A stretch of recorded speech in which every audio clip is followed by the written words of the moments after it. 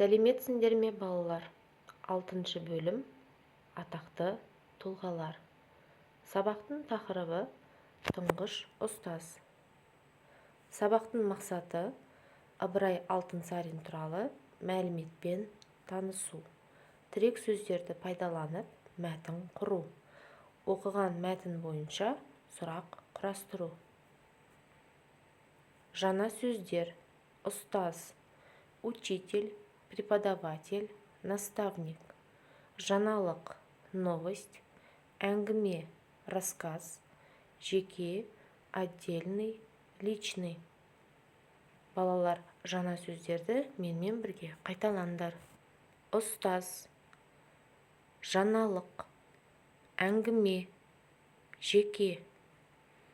Ал енді балалар, осы жаңа сөздерменен сөз тіркесін құрастырып көрейік. Жаңалық.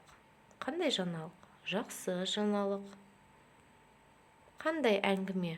Қызық әңгіме. Қандай адам? Жеке адам. Жақсы балалар, тамаша. Осылайша өздерін жаңа сөздерменен сөз тіркесін құрастырып көріңдер. Оқылым, айтылым.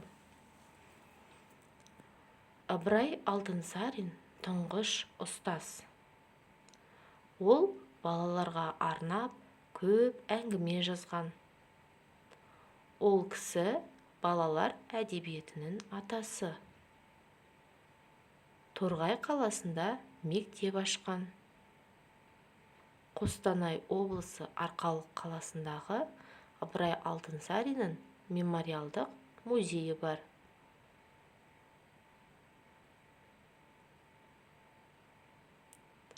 Енді сұрақтардың дұрыс жауабын анықтайық. Ыбырай Алтынсарин мүсінші. Дұрыс па, бұрыс па? Әрине, бұрыс. Ыбырай Алтынсарин ұстаз. Дұрыс па, бұрыс па? Дұрыс. Ғалымның мұражайы Семей қаласында орналасқан. Дұрыс па, бұрыс па? Әрине, бұрыс. Тамаша балалар, сендер де осылай жауап берді деп ойлаймын. Оқылым. Екінші тапсырма: мәтінді оқы, мәтінге тақырып қой. Ыбырай Алтынсарин қазақ балалар әдебиетінің атасы. Ол балаларға арнап көп әңгіме жазған. Ыбырай Алтынсарин қазақ даласына жаңалық әкелді. Ол мектеп ашты. Ахмет Байтұрсынұлы, Спандияр Көбеевтер сол мектепті бітірді. Ол орыс ғалымдары Григорьев, Эльминскиймен дос болған. Ыбырай Алтынсарин ұлы ұстаз, дара тұлға. Балалар, мәтінді тағы да бір рет өздерін оқып шығыңдар. Төмендегі аудармасын оқып көріңдер. Және мәтінге тақырып қойыңдар. Қандай тақырып қоюға болады? Қазақ балалар әдебиетінің атасы деп тақырып қоюға болады ма? Немесе Ыбырай Алтынсарин деп қоюға болады. Жарайсыңдар балалар. Келесі тапсырмаға көшейік. Бұл жерде балалар диалогты толықтыруымыз керек. Әлібек пен Анель осы Ыбырай Алтынсарин туралы диалог жүргізіп жатыр. Мысалы, төменде берілген Ыбырай Алтынсарин қазақ балалар әдебиетінің атасы деген сөйлемге қандай сұрақ құрастыруға болады? Ыбырай Алтынсарин кім деп, е? Ыбырай Алтынсарин қазақ балаларының әдебиетінің атасы. Қазақ балалар әдебиетінің атасы кім деп те сұрақ құрастыруға болады? Ыбырай Алтынсарин. Немесе Ыбырай Алтынсарин қандай әдебиетінің атасы? Қандай? Қазақ балалар әдебиетінің атасы. Осылайша балалар, сендер мынау 3 сөйлемге сұрақ құрастырып, диалогты ауызша орындаңдар. Ребята, в данном задании вы должны составить диалог. Например, в первом предложении Ыбырай Алтынсарин қазақ балалар әдебиетінің атасы. Как можно составить к этому предложению вопрос? Смотря к какому слову вы хотите. Например, қазақ балалар әдебиетінің атасы. Вот к этому слову мы задаем вопрос кім? Ыбырай Алтынсарин кім? Ыбырай Алтынсарин қазақ балалар әдебиетінің атасы. А если мы хотим задать к словосочетанию Ыбырай Алтынсарин, то вопрос будет звучать так. Қазақ балалар әдебиетінің атасы кім? Ыбырай Алтынсарин.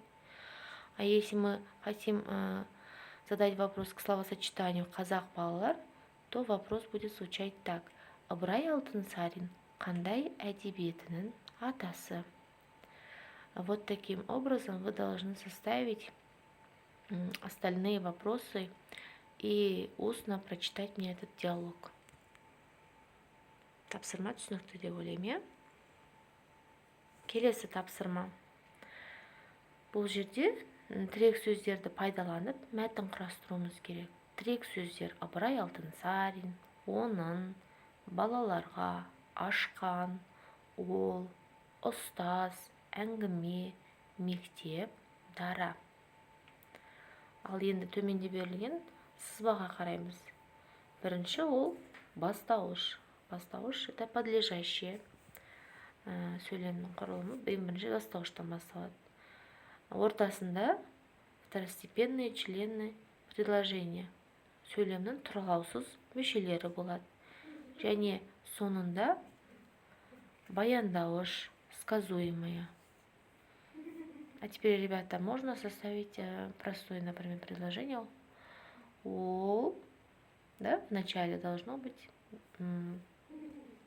подлежащее ол. Посередине должны быть второстепенные члены предложения. Балаларға мектеп. И в конце сказуемое ашқан. Вот таким образом вы должны составить предложение письменно. Тапсырма түсінікті деп ойлаймын. Енді үй жұмысы. Үшінші тапсырма 51-ші бет диалогты толықтыруымыз керек. Және 4-ші тапсырма 51-ші бет төмендегі тірек сөздерді пайдаланып, мәтін құрастыруымыз керек. Вот эти два задания выполняйте и отправляйте учителю. Первое задание устно, а второе задание письменно выполняем. Рефлексия. Егер барлығы түсінікті болса, бірінші бас бармақ. Енді түсініп келемін деген екінші бас бармақ таңдайсыңдар. Ал енді түсінбедім десеңдер, үшінші бас бармақты таңдап маған жібересіңдер. Сабағымыз аяқталды. Сау болыңдар балалар.